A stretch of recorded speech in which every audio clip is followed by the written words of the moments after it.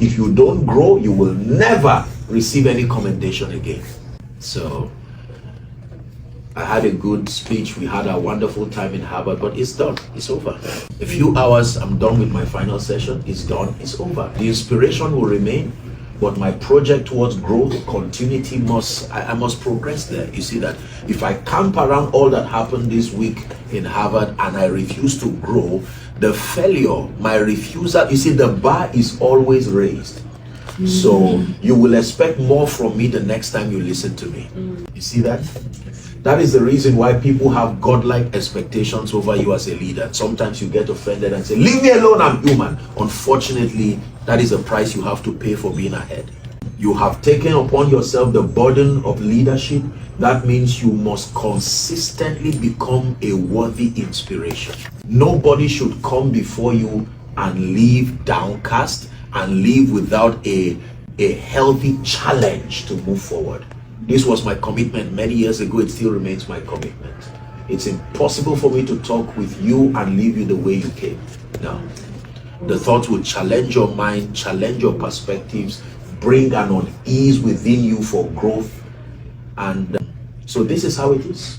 The next, aside from vision, leaders are great because of their conviction. Write the word conviction down, please. Conviction/persuasion. Leaders are not weak people. They are not afraid of being alone. They are not afraid for standing for what they believe. Let me call a few names and tell me what you think is common between them. Mahatma Gandhi, I would call for those of you who are Nigerians. Nelson Mandela. Oh, fight for freedom. They were all activists. Conviction. Beyond what they did, they were people of conviction. They were willing to suffer for what they believed, and they didn't have the plan to change, even if it meant death. This is the price of visionary leadership. You must be a person of conviction. Let me tell you this. Most of the people you lead will not understand what you are doing. So you have to be courageous enough. That's the third key. Courage. You must be courageous enough to maintain your convictions and not be afraid of being controversial. You see that? If you consider your reputation beyond necessary, it will destroy your stability of conviction. So they called Jesus Beelzebub for some. They said he was going to overthrow the government of Herod and Caesar, but he had no pressure to defend himself whatsoever. He made his manifesto clear, whether you believed in him or not. If someone looks at you now and just an example and says you are stupid, what happens to you? Nothing. For most people, especially sadly the upcoming generation, they will cry and go back and say, you mean I'm stupid? This is what you said? This is an intelligent person. But let me tell you what a leader thinks. Okay, well, I know that opinions are the cheapest commodities on earth. It is so cheap, I don't have to waste my time thinking about it. If someone says I'm stupid, stupid people don't lead great people. Stupid people don't build something visionary. Let me give the benefit of doubt. Perhaps the person is just frustrated emotionally.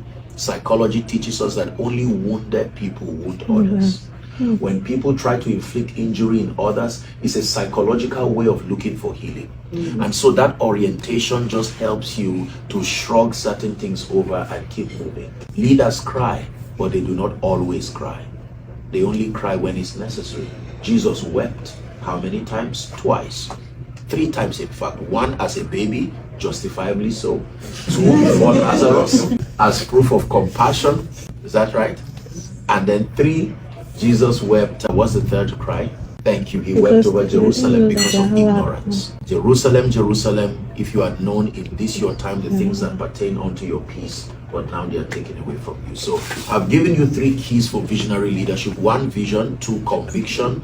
And 3, courage. You need courage because you are going to be smashing records. You're going to be doing things that have never been done even in your campus. Can I give you one more?